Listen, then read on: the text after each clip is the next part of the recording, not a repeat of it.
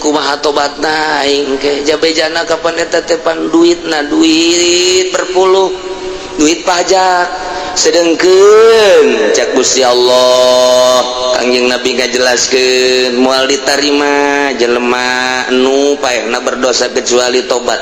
ngan aya nu teu ditarima tobatna seluruh dosa bakal ditarima kecuali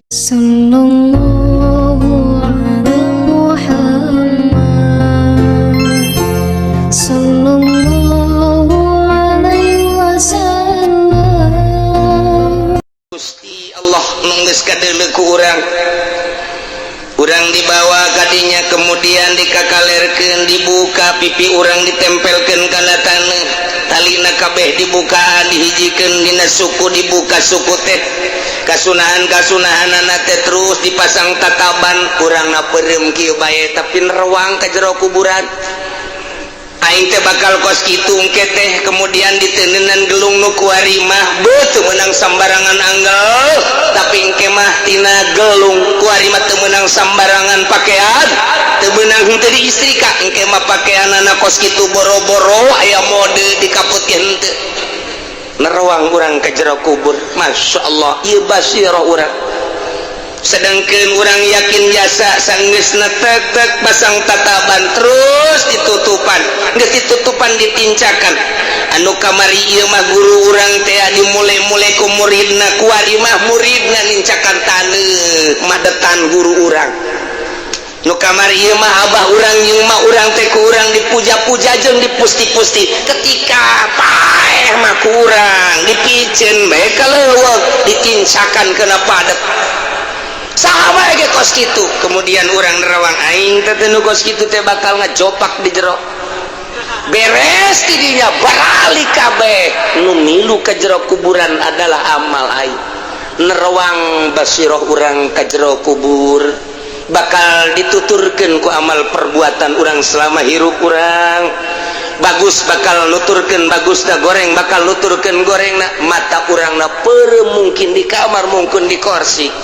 tapi mata teh urang terus ka jero mata ieu mah alam sogir teu kadeuleu nu kadeuleu tumpukan taneuh-taneuh doang ketika mata hati urang nerewang ka jero kuburan masyaallah karim peuheur rarasaan tidinya yang masana datang ka kiamat wallahu alam hanya Allah nu nyaho urang mangan sakadar dibere tanda-tandana bae ku Kangjeng Nabi tanda deket kiamat teh kasir waladis zina tanda deket kiamat teh anak zina ambalaya nu mabok ambalaya nu maling ambalaya berbagai-bagai kemaksiatan jeung kazaliman ambalaya tere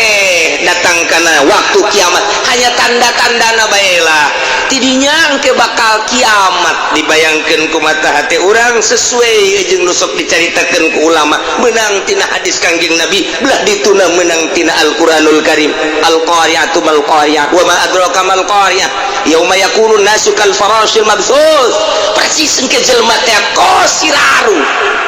kal farashil mabsus siraru gerang ambualaya nu ka dieu kakaler ka kidul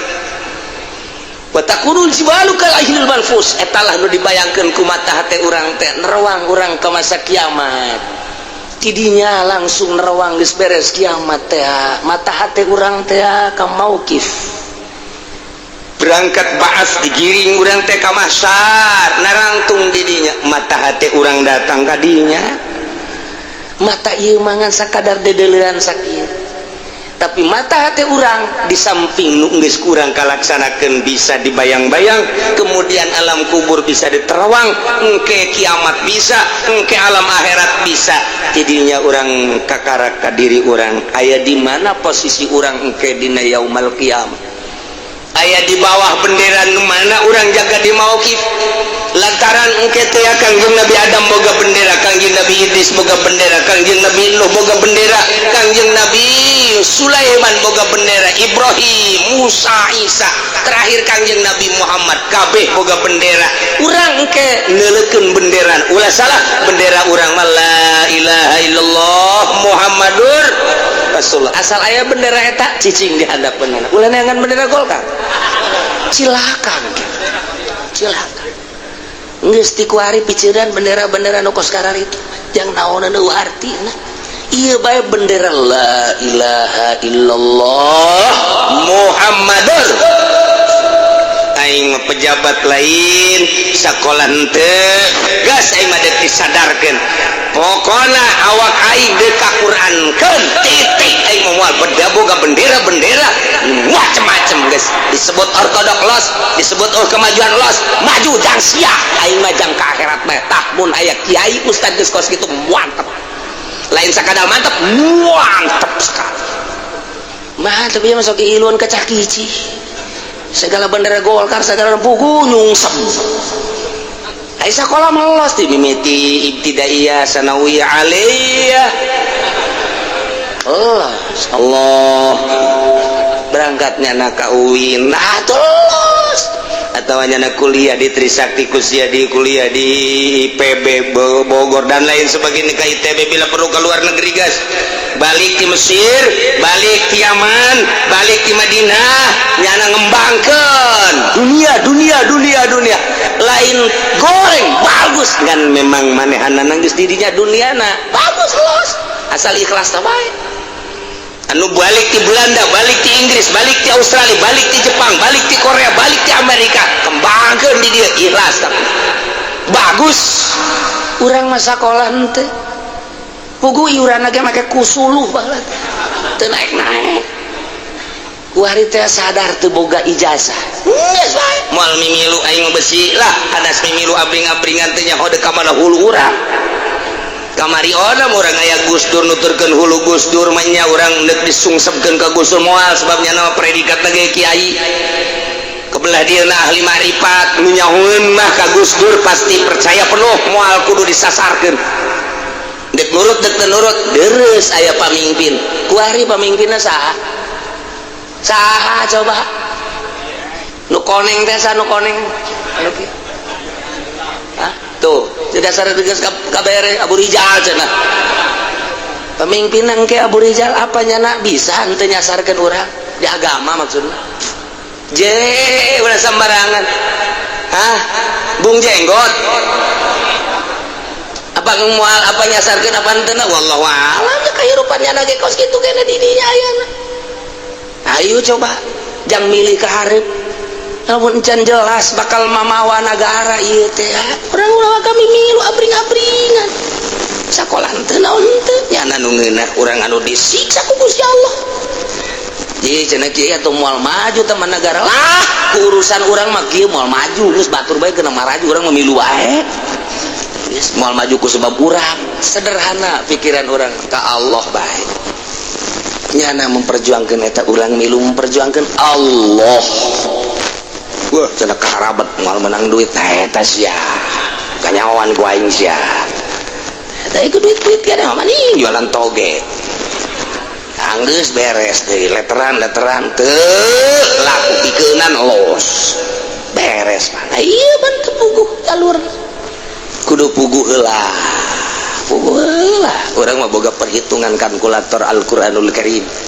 kalkulator hadis kalkulator Imam Syafi'i timbangkan pakai kalkulator eta ya demokrasi akur henteu jeung kalkulator eta teh akur atuh ulah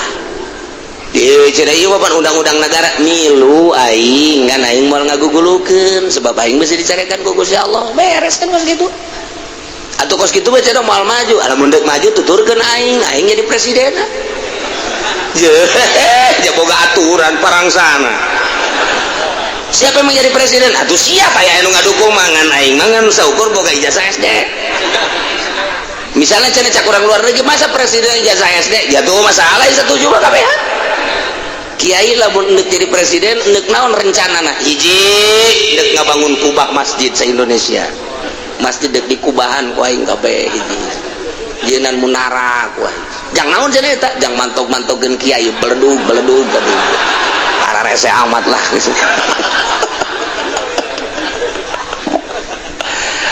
baru-baru jadi presiden jadi camat geus hese geus ieu mah ibadah bae di jero nagara supaya tentrem ibadah sakitu ulah mimilu nah cenah teu maju kieu mah cenah kos kitu mah oke ku aing dibere konsep maju sia hayang ka neraka bere ku aing konsep maju ieu basoir nerewang orang ketika orang nerewang mata hati orang basiroh bari kieu bae urang di imah urang nerewang hirup aing ku ari umur teh geus mendekati 70 tahun masa muda aing baheula teh aduh dipake sakola keur zaman sakola aing teh kapan pohoan ka Gusti Allah jadinya terus aing jadi pemerintah baheula pernah jadi DPR orenganan jadi DPR teh kos kitu naon bedana jeung orai koros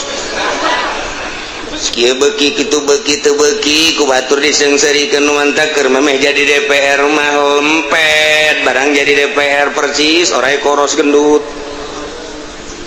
geus teu kudu dipertanyakeun deui eta teh cak abuya Cidahu mah lamun aya tamu ka abuya beteungna gendut geus ulah ditanya deui berarti beuki dahar lamun aya tamu ka abuya mah baheula matana cai mataan we oh berarti tukang tahajud geus kajawan ku abuya mah begitu datang deui oh ieu mah kuru gering geus teu kudu geus teu kudu loba carita eta teh kos kitu teh tanda jeung dalil ayat eta teh memeh jadi DPR mah lempet begitu jadi DPR Masya Allah betul kau loli Anda berarti teu beres ji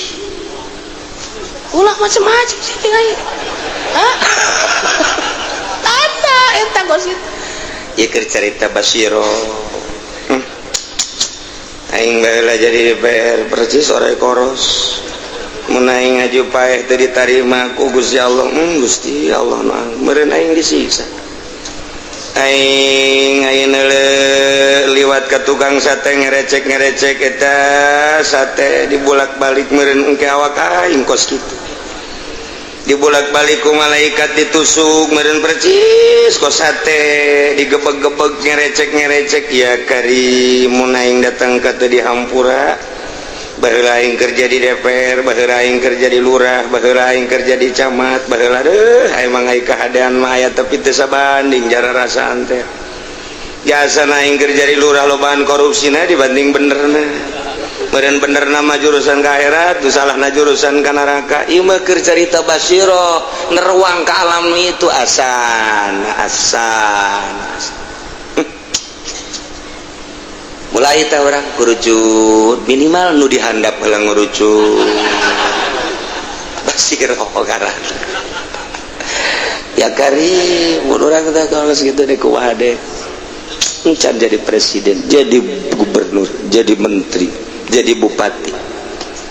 aing kitu mah rarasaan orang-orang bener atuh masalah hirup aing baheula teh jadi bupati aing teh kerja di bupati duku aing dibangun urusan syiar agama anu jalan ku aing diberesan tanpa pamrih nu kaditu yatim piatu ku aing geus disadiakeun naon deui aing mah urusanana teh segala rupa ge birokrasina dipermudah ku aing urusan ngabangun jaku aing dipermudah segala rupa asal jelas bae ngan eta pernah aing duit ditilep ku aing ieu doang teh pernah nu eta doang tuduh Gusti kumaha jumput sumput salindung ka rakyat aing aya nu kudu dikondisi-kondisikeun nu rakyat teu kudu nyaho padahal mah Gusti mah nyaho kumaha aing lamun paeh tah Basiro teh datang ka dieu ya Allah ya Rabb deres sama pejabat kiai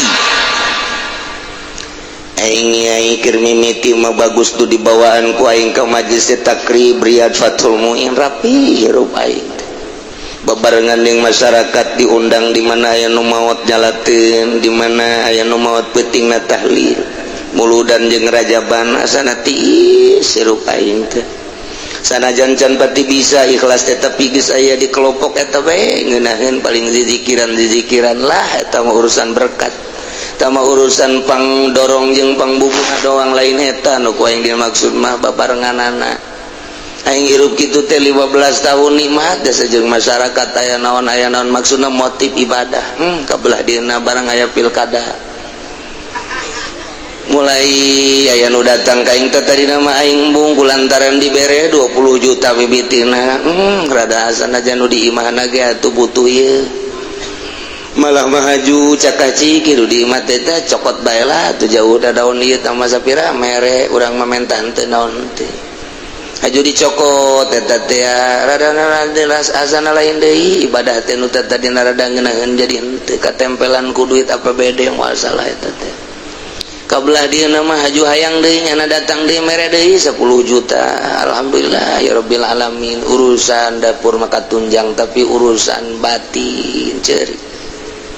aduh kabelah dia nama terus jadi titah kulurah nyeun proposal aingnya belah dia na pondok pesantren dijieun hasil proposal teh ai pondok mah bagus jasangan horenganan napasna eueuh santri aju teu bararatah ngaji ge teh kurang semangat aing lagi taya teh apa halal apa haram nu jelas mamun henteu diridoan ku Gusti mah meureunana atuh haram buktina jatuh barataheun beureun tanda teu ridho ti Gusti Allah ieu kumaha tobatna aing ke jabejana kapan eta teh pan duitna duit berpuluh duit pajak sedengkeun cak Gusti Allah Kangjeng Nabi ngajelaskeun moal ditarima jelema nu paehna berdosa kecuali tobat ngan aya nu teu ditarima tobatna seluruh dosa bakal diterima kecuali dua hiji sahir nomor kedua asyir hiji tukang sihir teu diterima teh mah tobatna kecuali nyana ngesan tina ilmu sihirna ilmu teluhna nomor kedua asyir tukang nyokotan perpuluh tukang ngadahar perpuluh usur eta mah kapan ittifaq mutafaq alaih kabeh ulama ngaharamkeun perpuluh bah eta mah kajian urusan pemerintah mah tapi pan aing kabeleteran pan aing nyaho ja aing sok maca kitab eta teh perpuluh teh kok aing make jeung hayang nu mantak asana teu ngeunaheun ieu ibadah teh nerwang urang ka akhirat mun aing engke ditimbang amal aya duit perpuluhan teu puguh teu kaaruf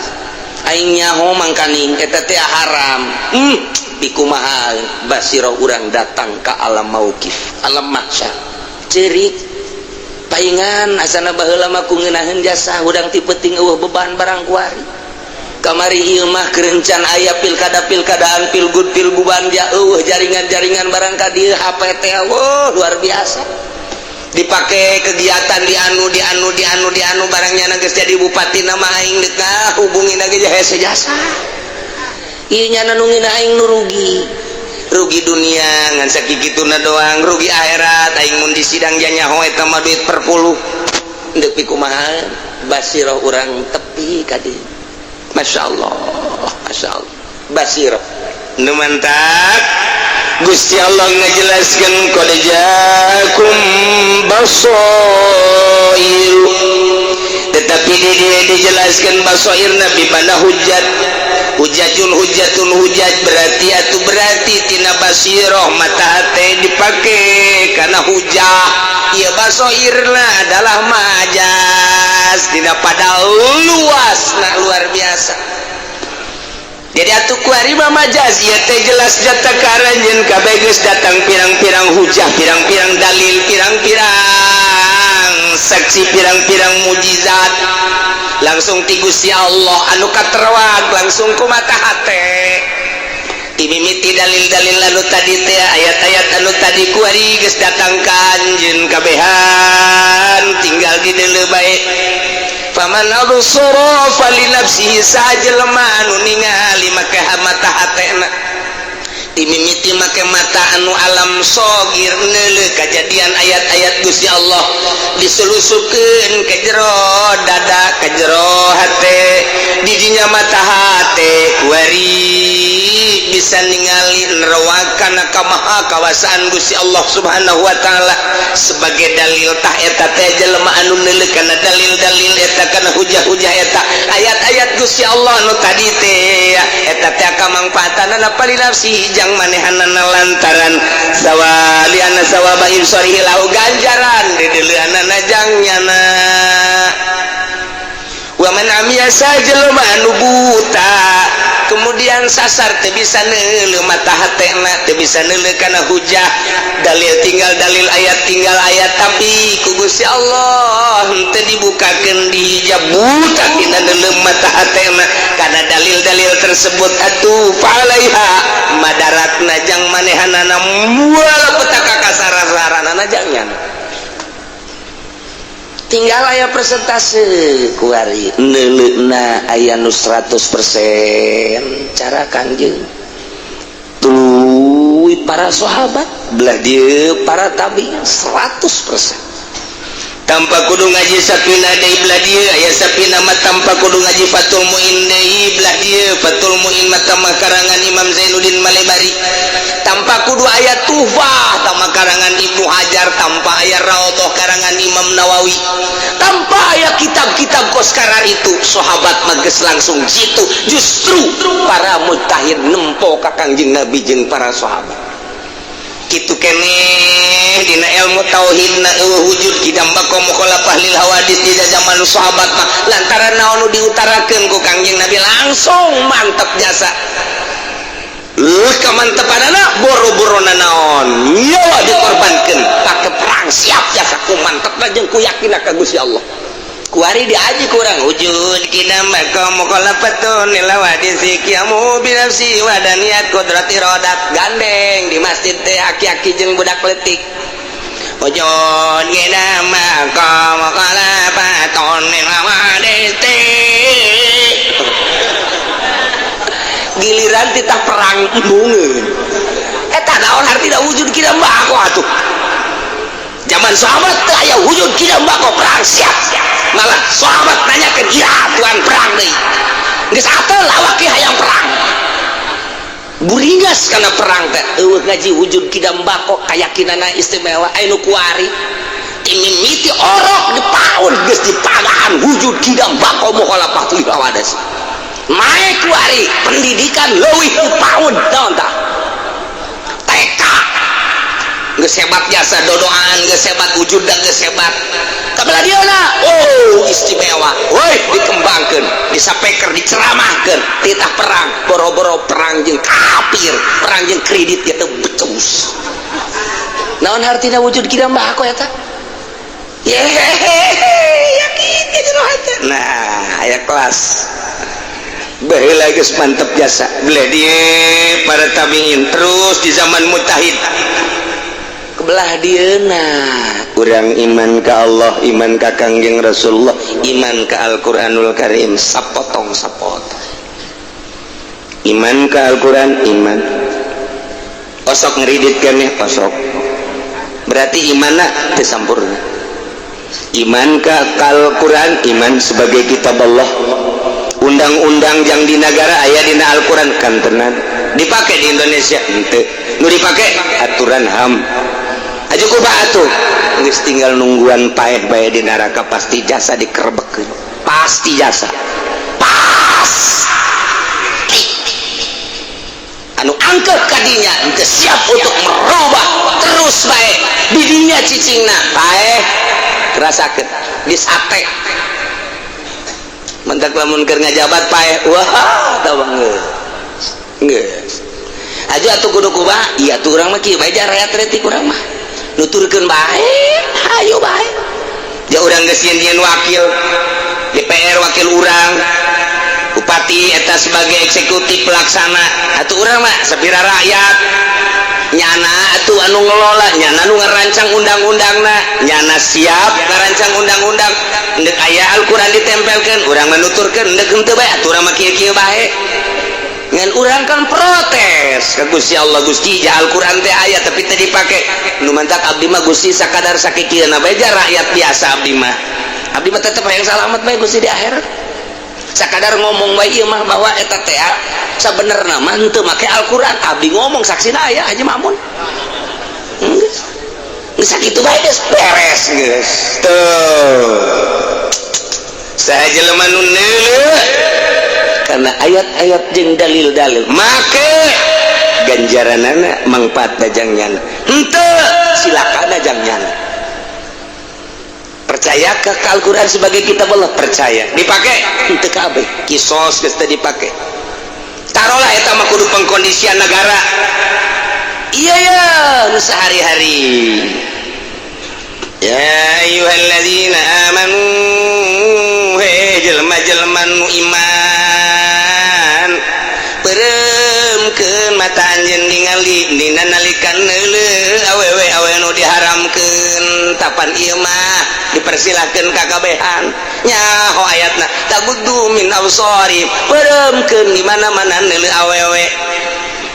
kemantak cek Syekh Nawawi tanarate mah lantaran awewe mak wajib make jilbab ketika awewe teu dikondisikeun make jilbab lantaran nagarana di urang mah negara demokrasi atuh urangna ku ari mah tibalik make jilbab nu mantak Syekh Nawawi mah lamun turun ka Indonesia sorbana dikaluhurkeun ka dieu ieuna dikadiekeun cara urang Arab do jadi awewe geus teu bisa neuleuh banget Syekh Nawawi Syekh Nawawi nama neuleuh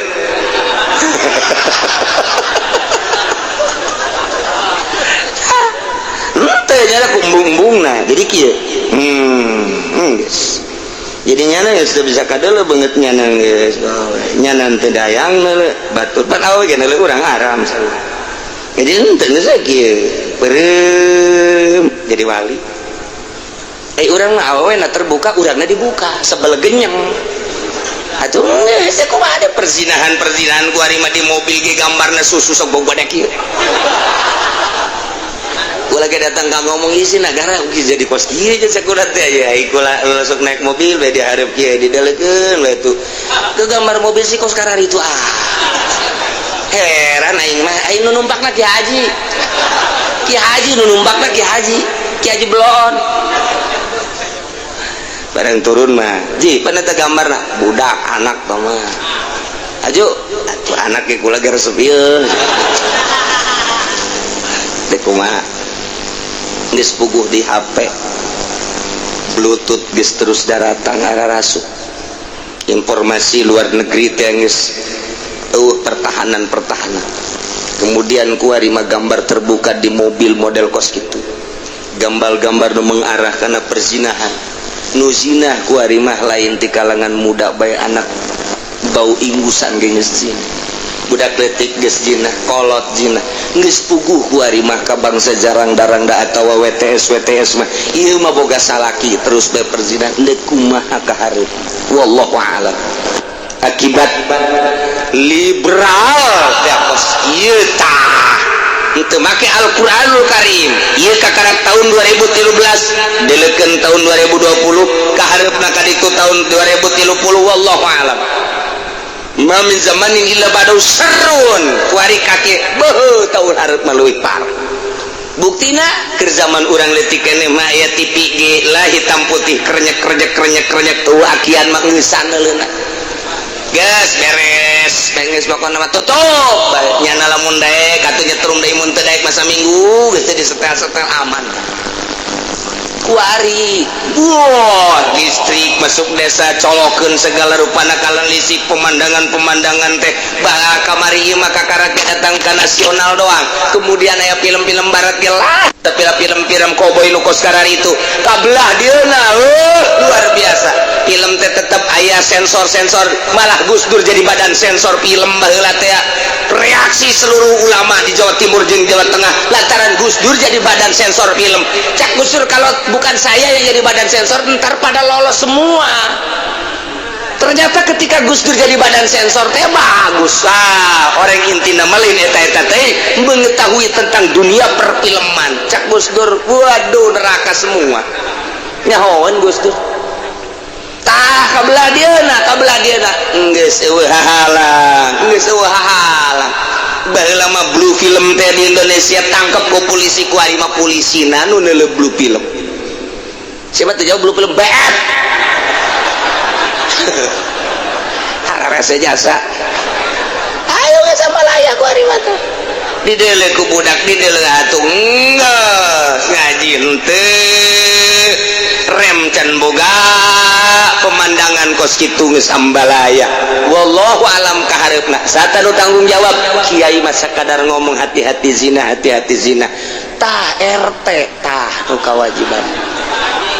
sial cek RT ka aing bae lurah tuh cek lurah teh mah nya aing kudu sorangan ka neraka camat atuh cek camat mah nya atuh bupati atuh cek bupati mah nya aing kudu ka neraka sosoranganan iya atuh ka gubernur cek gubernur ya presiden geus bae dihijikeun bae kabeh cukup jang tanggung jawab soal pornografi soal seks dan lain sebagainya jang ka neraka mah kunaon atuh teu dikondisikeun di negara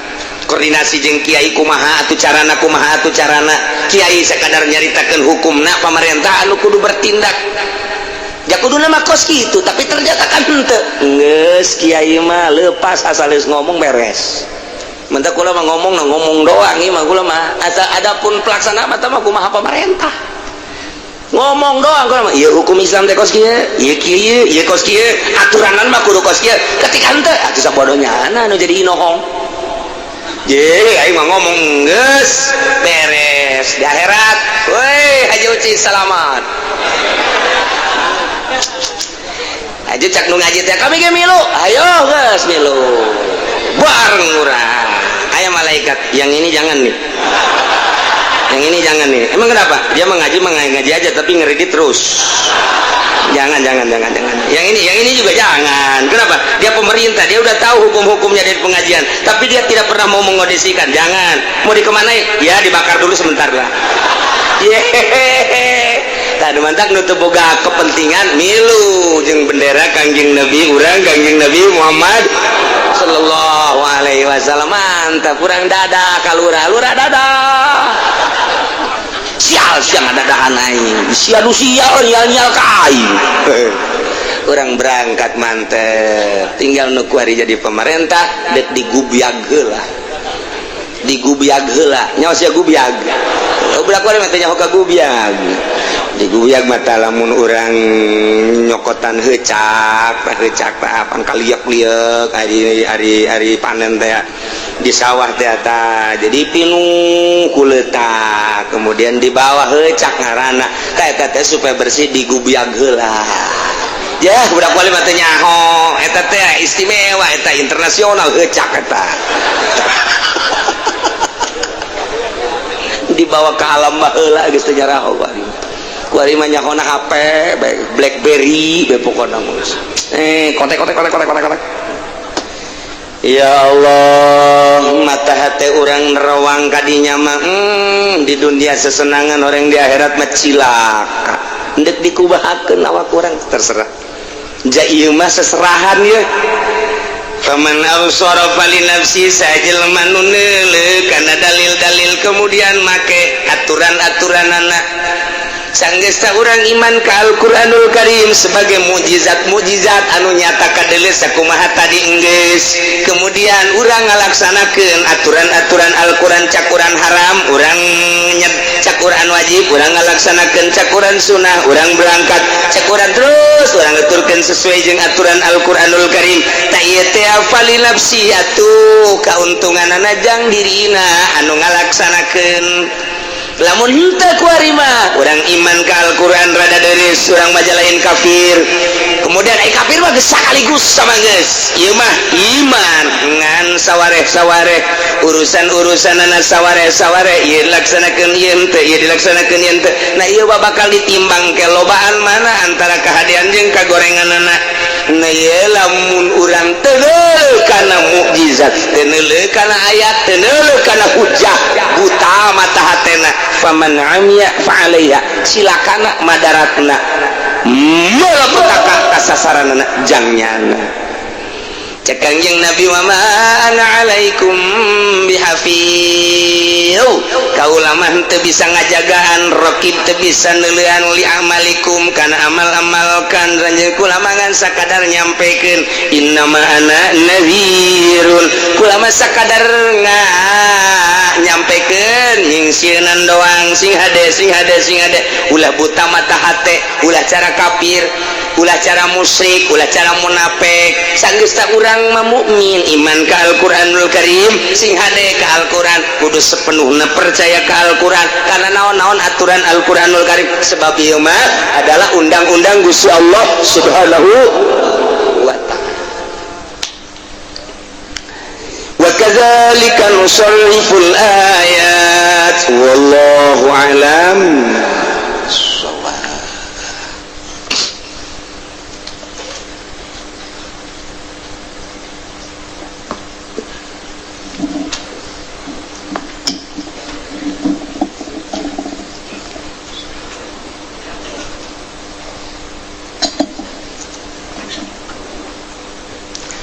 A'udzu billahi minasy syaithanir rajim. Bismillahirrahmanirrahim. Wa da'alan ngundang ya Tariq bin Mubarak bi Ali bin Husain kalawan Ali kang putaran ki Husain fa amilahu maka nanggung ya Tariq ing Ali wa hamila ammati lan nanggung ya Tariq ing pamane Ali wa khawatihi ing sakahe paman Ali lan sakahe pirang dulur Ali ila Yazid maring Yazid ala ba'irin wa tin ingat seonta kang asar wa nas yakhrujuna lalu te manusia ku pada mararatu ya nas kada ila liqaihi maring nemu ing Tariq lan Zaid ikuli baladin dalam saban-saban negara wa manzilin dan panggonan hatta qadim malam-malam tararka ya nas kada di masqa ing dims ukimu maka dan ada gum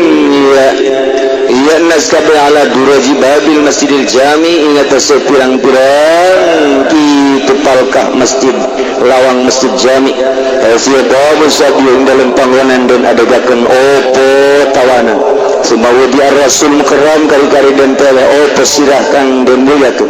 baina yadi Yazid dalam antaranya Arabin Yazid pamara maka merentah Yazid ayu jalannya dan dari akan ya Rasul kita skin habin dalam bawa korban berdosa mas wajah yang zuri lalu guru dan memandang Yazid ilahi maring Rasul lini ali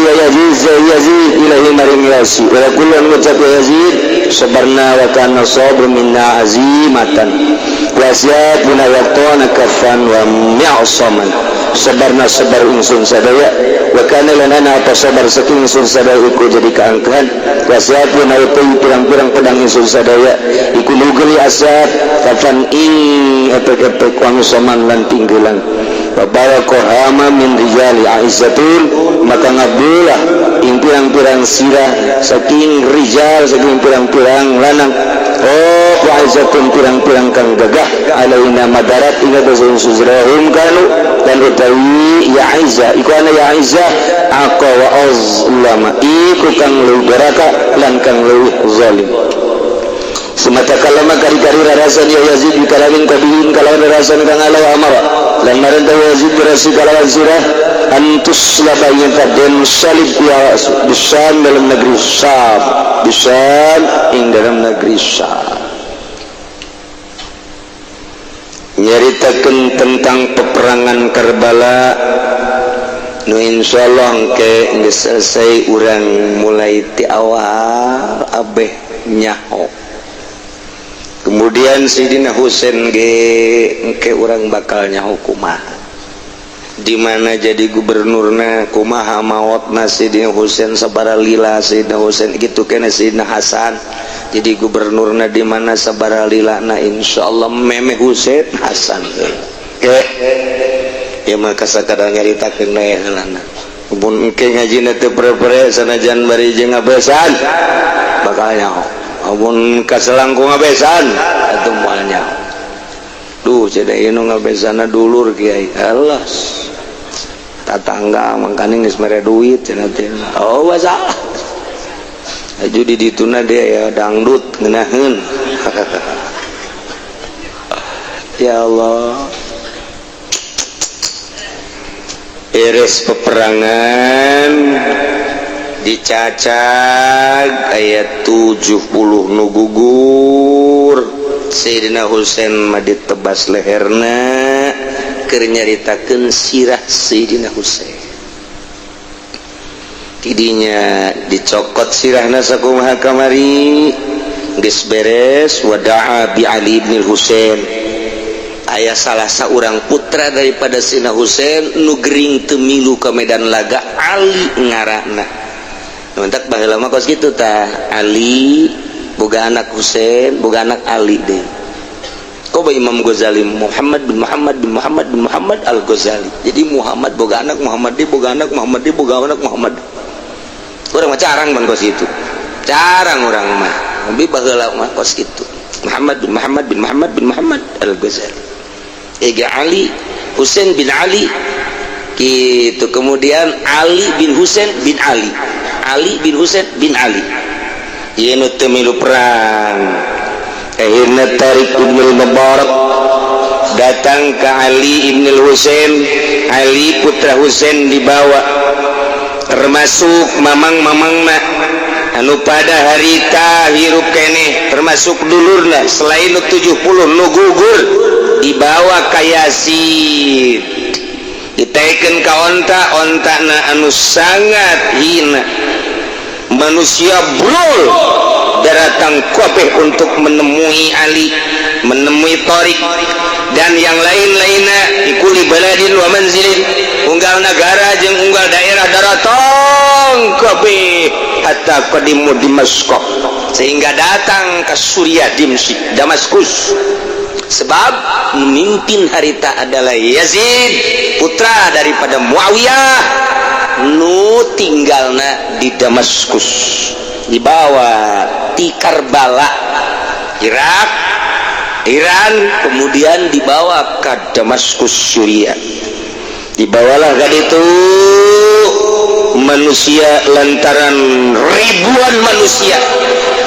ditenden dipas dibariskan di Duraji Babil Masjid Ajami di tempat di mana boyongan-boyongan tawanan-tawanan sok ditenden didinya jadi ditenden di tempat tawanan-tawanan didinya untuk memandang sirah Sayyidina Husain menyaksikan didinya sirah Sayyidina Husain al-Mukarram disanggakeun ka Yazid ku Yazid kemudian diperintahkan supaya diasupkeun kana bokor tina emas terus ditenden di bokor emas dideuleu ku Yazid didinya nyieun siiran ngembang orang Arab kos itu sabarna wa kana sabru min azimah kami sobar ternyata sobar jadi kekuatan sobar dina arti mah lain sobar anu sobar biasa tahan kami dalam rangka rombongan kami peperangan jeung Husain ternyata kesabaran kami pertahanan kami jadi menang ialah mulai fitnah anu luar biasa ketika Yazid mengalahkan Sayyidina Husain sekedarnya hobae ulah waka ngadongengkeun kanu sejen lantaran ieu mah sapotong-sapotong jeung motif dongeng ieu teh encan dijelaskeun nu mantak ulah wani-wani heulana ieu mah sakadar ngajelaskeun dongengna bae heula sebab naon engke ka ditu da urang memilah-milah teu beunang sebab Yazid Muawiyah adalah sahabat Yazid putra sahabat sedangkan ashabi kan nujum bi aihim yaqtadaitum ihtadaitum sahabat kaulah percis kau bintang gemerlapan di luhur langit biayim iktadaikum iktadaitum kamana bae maneh nuturkeun meunang hidayah oh nu salah kabeh ge kok ieu bisa kos kieu ieu ijtihad lamun Siti Aisyah perang jeung Sidina Ali Siti Fatimah perang jeung Sidina Ali kan teu etis Siti Fatimah putri Kangjeng Rasul maknya perang jeung mantu Kangjeng Rasul nah ini disebutnya perang Jamal nah eta nu kos karari itu teh teu pati didarongengkeun ku kieu sebab beusi salah motivasina salah cilaka ieu mah dongengkeun bae sanajan didongengkeun emang puyeng ieu urang ge puyeng heulanan ieu mah kulawan ngadongengkeun kanu sejen iranan ieu mah asalnya hobae engke nu mantek kudu ditartibkeun ti awal kejadian motifnya kemudian berangkat terus peperangan naon di nusa bener nama sebab ieu teh urusanana politik namun geus carita politik mempertahankan argumentasi siasat Sayyidina Husain asa kawasiatan Sayyidina Muawiyah boga aturan tersendiri deui ja aturan nama Al-Qur'an jeung hadis ti Kangjeng Nabi keneh dilanjutkan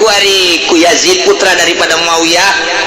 nah iyalah peperangan anu sangat dahsyat luar biasa nah iya kercarita sirahna ditenden dina bokor kemudian ditingali ku Yazid sabarna wa kana sabru min azimah wa asyapuna yaqtana kafan wa mi zaman doh pedang-pedang prajurit kami ieu bisa mutus-mutuskeun anggahota efek-efek pinggilang jeung sajabana sehingga apalako hadama min rijali aisyatun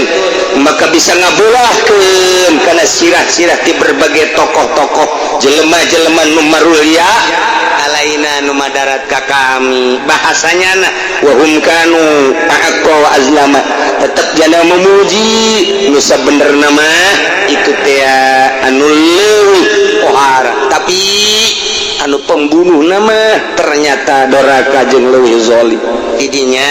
Yazid sebagai gubernur putra daripada Muawiyah nyarita bikalamin qabihin make bahasa anu goreng luar biasa. Nah ye sirahna dititah supaya disalib diangkat ka luhur disalib.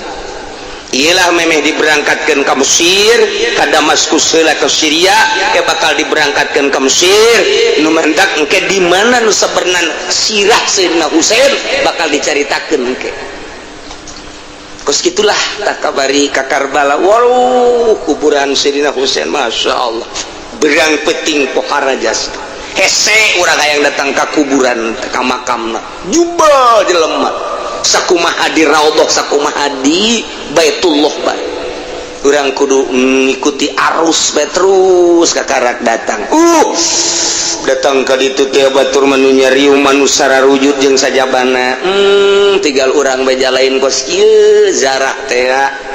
kitulah Syiah kitu keneh di Abil Fadl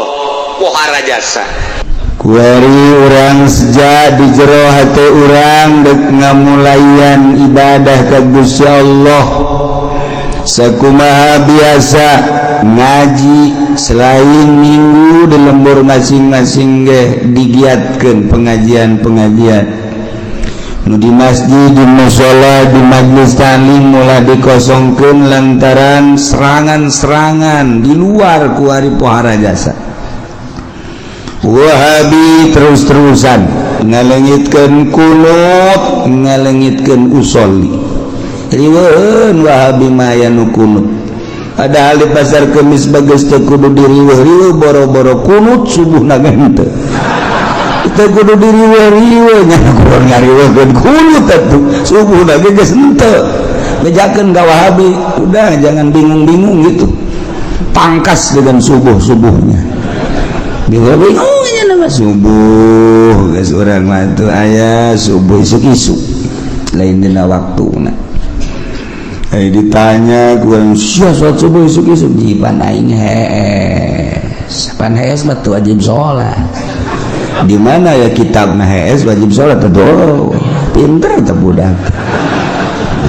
emang ge keur hees wajib sholat kita berdegasa ge malah ya jago tuh budak gak jawab lagi sudah tuh aing sholat hebabna kodoan itu kesi pasing-pasing kan Gusti Allah tuh jadi alhamdulillahirabbil alamin urang ngayakeun kegiatan ngaji di lembur ge digiatkeun guari sebab ieu Syiah terus-terusan salah cenah kiai eta Syiah teh panjang dongengna ke urang bahas dina kesempatan-kesempatan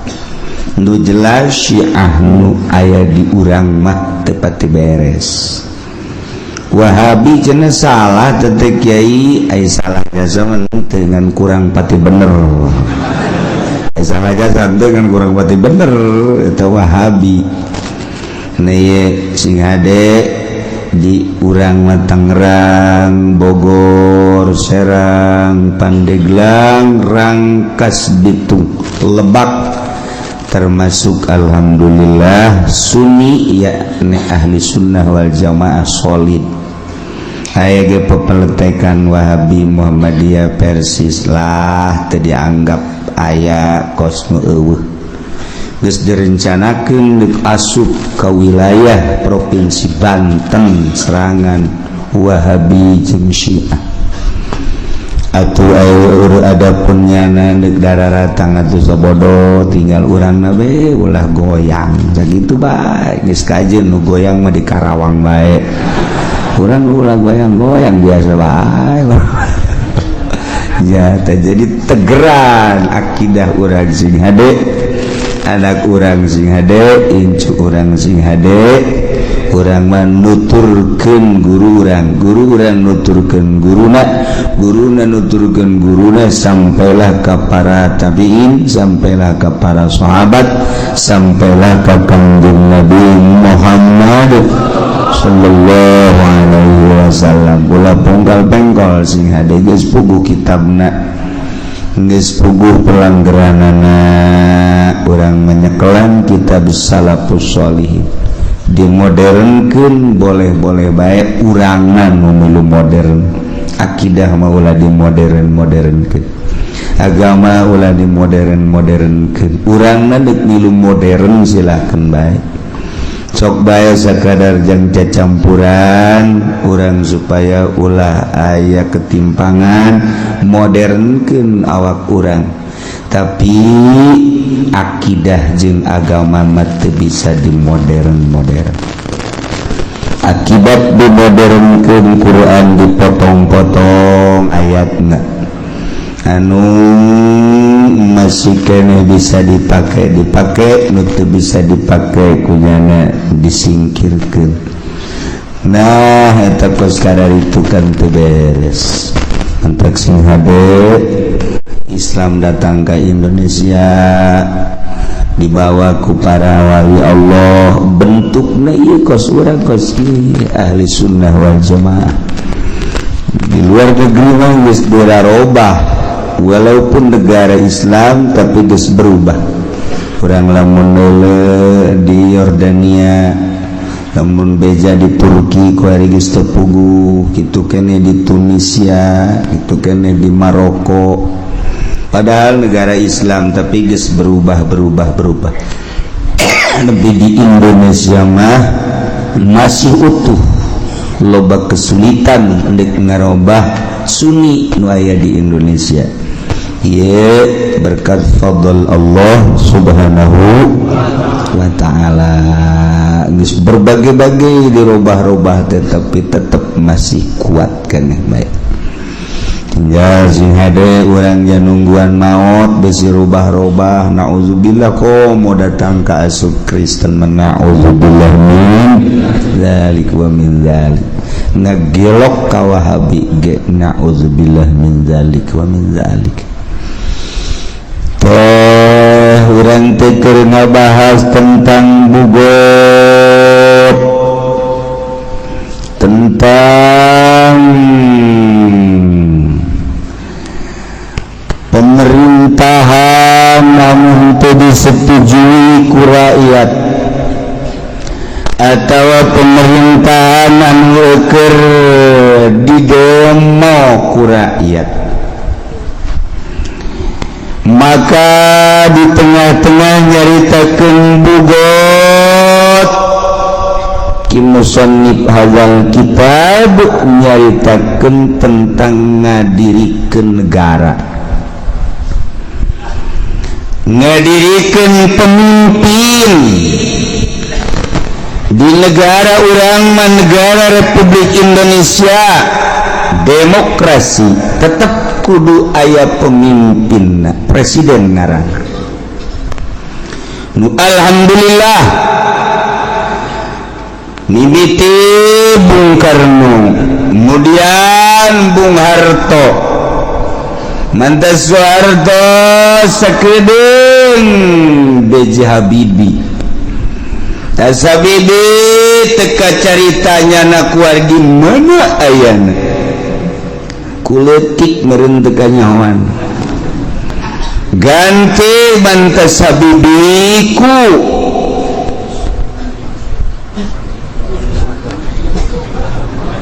usaha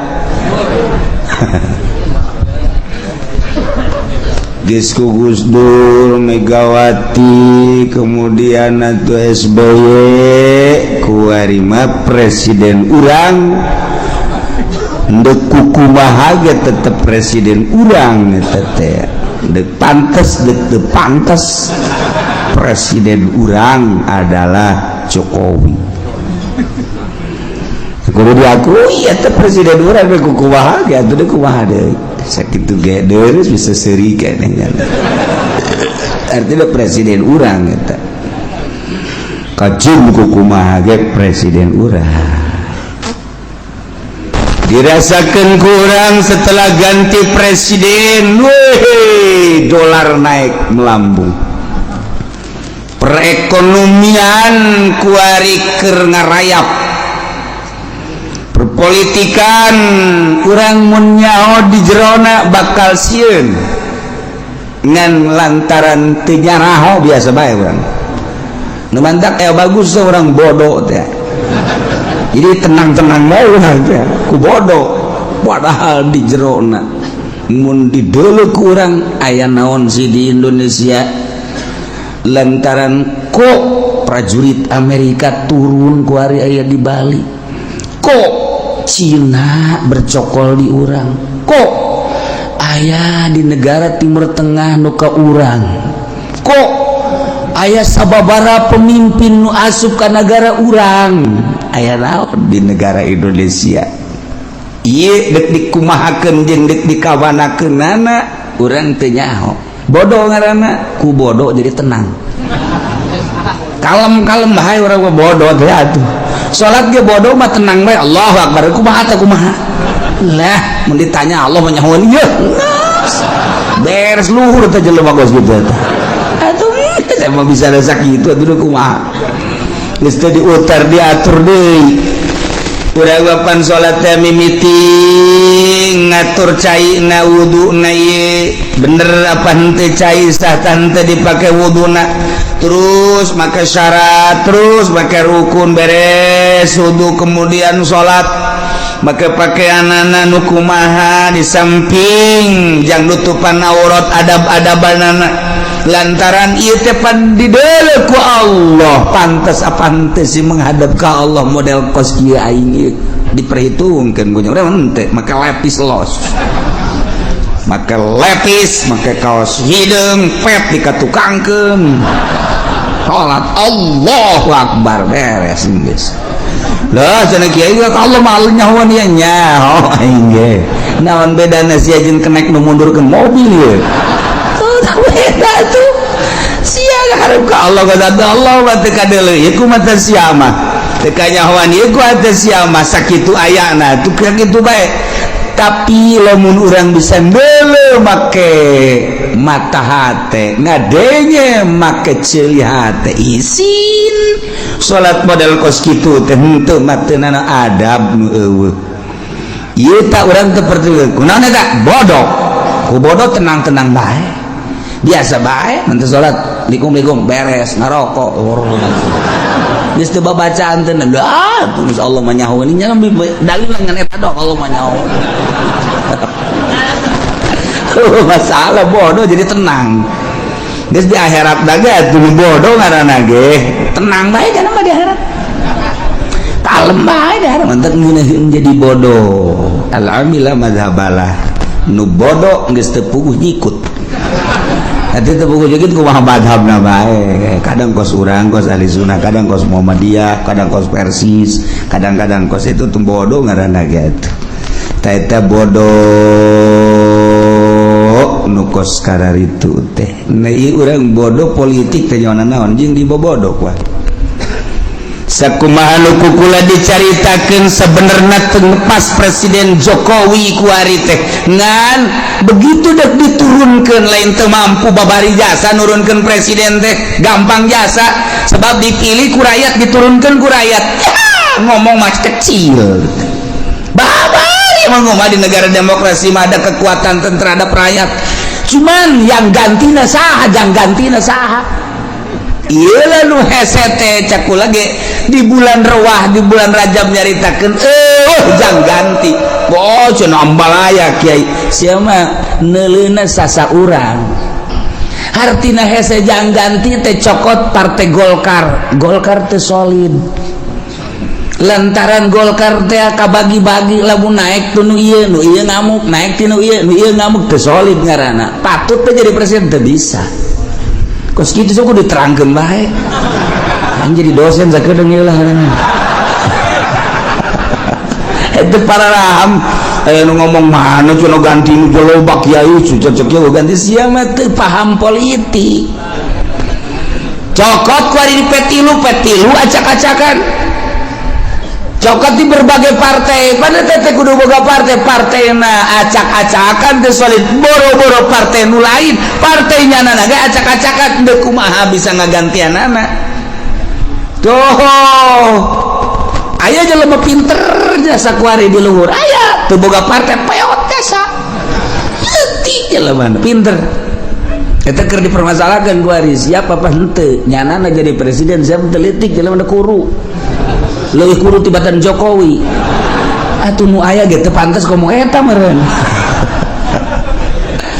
nah kuari dek dirapihan lantaran eueuh solid partai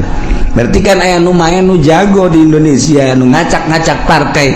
geus diperhitungkeun kunyana lamun ieu partai solid engke bakal ngehajar diacak-acak heula kunyana teh sehingga eueuh partai nu solid hese jang ngagantianana kos gitulah seputar negara eta kakarak global encan mun dirinci tek Wari urang nyaritakeun tokohna ti Golkar ieu ti Golkar ieu patilu di babari nyaritakeun kos kitu. Sapira Indonesia aja jelema rek kahitung tak sama. Tuh sama babari. Cuman iyalah keberadaan urang kos kieu hese kasolidanan. Diabadikeun perjanjian kaum Firaun beserta Firaunna dina Al-Qur'anul Karim nu kurang dibaca ieu. Walamma kashafna anhum ar-rijza ila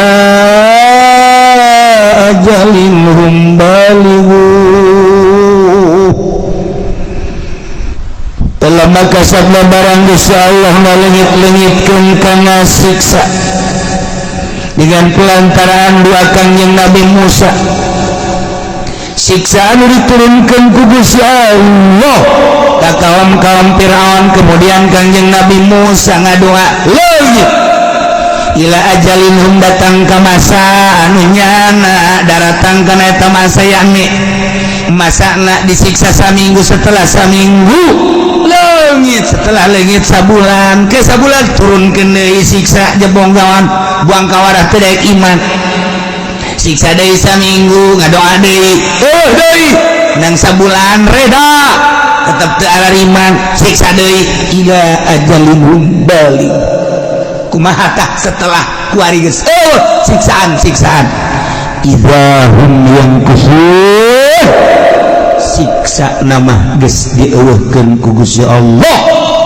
tapi ternyata hum yankusun ieu kaum Firaun teh ingkar jalir tina janji wa yusruna ala kufrihim terus makin menjadi kufurna. Masya Allah, gitulah kaum Firaun kuperna terus bae anu luar biasa raja Firaun teh terus bae ngaku jadi pangeran teu kira-kira memantak raja Firaun tina kerajaan tina ratu tina raja kemudian ngaku pangeran hiji kekayaan berlimpah anu luar biasa ieu nu aing itu nu aing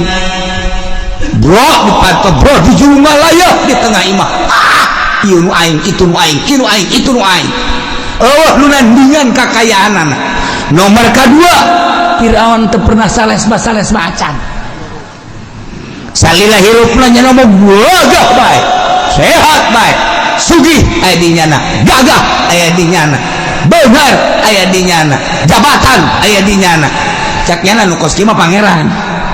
geus aing mah ngaku pangeran jadi Firaun ngaku pangeran kusebab gagah kaya di urang ge sebenarnya mah lain Firaun bae asal dibere gagah bae geus aku mah pangeran bae aya jelema tadina susah kemudian nyana dagang usaha kuari kaya raya eta nyana lamun nitah mang nyokotkeun sendal geus lain make curug make jempol suku bakal gitu tuh bakal itu sendal aing make jempol suku eta kapan sarua Firaun Masya Allah kan kadanan nyokot sorangan mah geus kajen jaya anak buahna atuh make leungeun cek bawa tuh ka dieu kadeun itu ieu lain make suku Noel lagi make suku trek kadeun teh sepatu aing jing suhun Gusti suhun mahalan sepatu jeung nyawa sia udah pohara amat sih tinggal sia aing pangeran sugih aya di Firaun gagah aya di Firaun jabatan aya di Firaun nyana ngaku pangeran aing pangeran ku ego nyana ngaku pangeran aya deui kecaletot omongan tapi ku sadar-sadarna ieu mah sasadar-sadarna leuwih pohara sadarna sehingga nanaon di alam dunia nu ayangan Allah doang ki halaj mah ngomong lagi anallah ulah Allah mentak ditangkap ge nya mah tuh Mansur Husain ditangkap ki halaj mah lantaran nyana ngaku Allah anallah di urang Siti Jenar nyana ngaku Allah begitu dipanggil ku kitu wali sanga bejakeun Jenar tidak ka dieu cek Siti Jenar eueuh Jenar cek dia eueuh Jenar di dunia Allah bejakeun Allah kita ka dieu gitu cek wali sanga kunaon nyebut Allah aing mah Jenar tolong gitu Pak geus Jenar jeung Allah eta ka dieu tandinganna wali sangat Allah jeung Jenarna tidak ka dieu eta nyana nyebutkeun eueuh Jenar ya Allah salah nyana geus aya di makom fana nyana geus aya di dinya hese nyaritakeunana ya halajar bae anallah jadi lamun nyana ngaku Allah dengan sadar urangnya lamun datang ka sadar jasa bakal kos itu ngan aya nu kontrol anu teu kontrol sok dirage aya jelema ngadoa ka Gusti Allah ibadah asal penting ya Allah ya Rabbi hampura abdi nomor kahiji abdi hayang dihampura nomor kadua abdi hayang deket jeung Gusti nomor katuluna hayang dibere berkah ya hirup abdi beres kapenting ngadoa deui tahajudnya beres tahajud ngadoa ya Allah ya Rabbi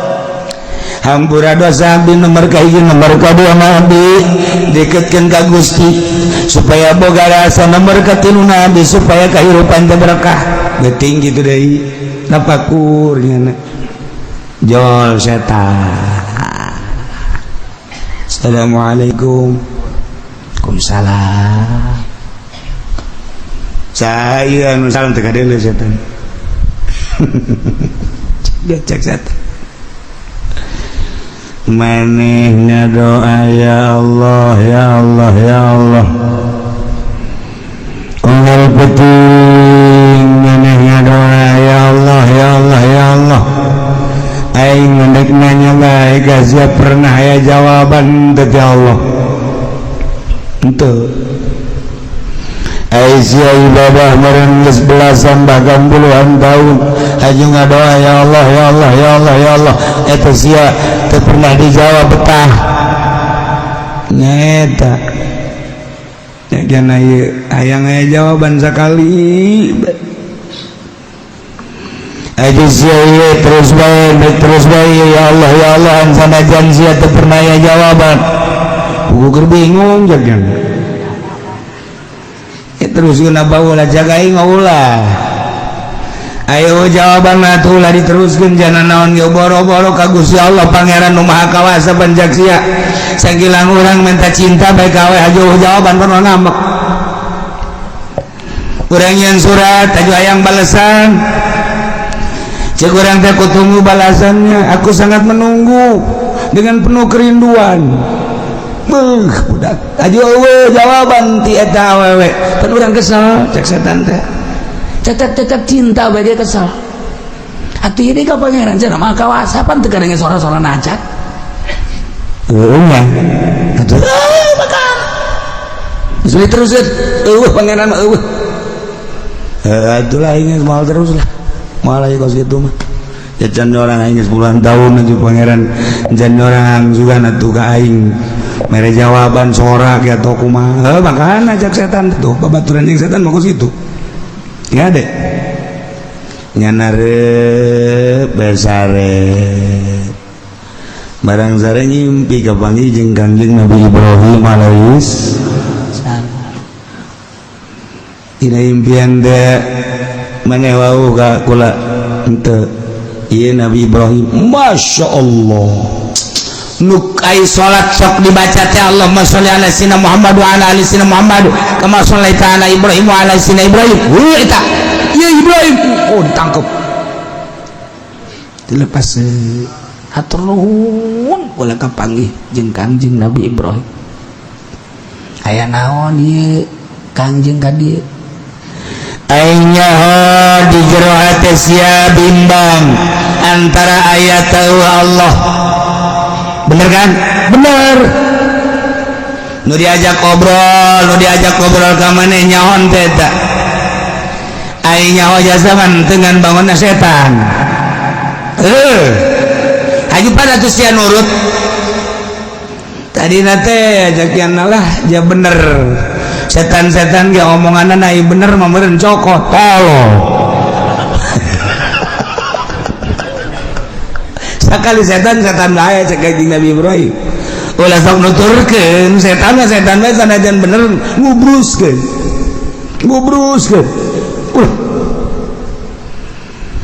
atuh ayeuna mah kabeneran kapanggih jeung Tuhan Kangjeng Nabi Ibrahim eta kumaha abdi ngadoa ka Gusti Allah unggal penting ya Allah ya Allah ya Allah ya Allah kok teu pernah mere jawaban nah dek dibere ilmu maneh ku kaula lantaran lambung maneh ngagelo umat bakal ngagelo cacak-cacak maneh anu tahajud unggal peuting doa unggal peuting kemudian ngagelo ku gara-gara setan atuh komo murid maneh kula gelo haju kudu kumaha atuh kayakinanana ya cek Kangjeng Nabi Ibrahim maneh tadina aya tahu haju kari aya nu ngayakeun maneh sa Allah baheula ti eueuh ka aya eta ayana nang mesentan teu henteu cekeuna teh aya sorangan aju kuarieu hirup sageus hirup ieu maneh napas diatur ku maneh lain can ngatur Allah eleh jeung lamun Allah nyabut bae ngan kuari diayakeun we hirup jeung bae nasa nang Allah bener engke sia suatu saat ketika geus datang ke ajal bakalna nyawa keluar bae kamoal hae nang sata baekeun nang Allah kunaon riwa-riwa amat maneh teu kaya nang Allah kuari aya napas diatur ku Allah hirup maneh lempang ka kaler ka kidul ka wetan ka kulon teh eta teh digerak-gerakeun ku Allah kemudian ke paeh ge ieu teh ku Allah bakal dicabut nyawana kok ngadoa haju bingimbang endek amat si pikiran ai kitu kumaha maneh ngadoa ya Allah anu ngangkatkeun leungeun ka luhur Allah anu ngabisakeun ngomong Allahumma sa Allah atuh kok mana keur bingung keneh bae eta teh anu ngangkatkeun leungeun lain maneh Allah aju ngadoa Allahumma eta teh Allah bisa ngiceupkeun Allah aju aya sora nu ngadenge Allah terus dipagahan ku Kangjeng Nabi Ibrahim di jero ngimpi teh dipanggahan terus lantaran anu magahanana Nabi nyulusup ilmu kamaripatan ka jero hate Masya Allah caknya bodoh-bodoh tinggal aing teh horenganan jaheuh ieu teh horenganan aing lempang ge ku Allah cicing ku Allah ieu ngangkat leungeun ge nang Allah kuari ngadoa ge nang Allah atuh hese-hese teh berarti Allah teh aya di aing ilmu marifat asup ka jero teu hese horenganan lamun langsung anu nganasehatanana anu mere ilmuna nabi nu mere ilmuna wali atuh langsung ka jero hate coba nu mere nasehat da Kiai Golkar nu kadeuleu bendera koneng set nu nganasehatanna Kiai PDI nu kadeuleu tanduh anu nganasehatan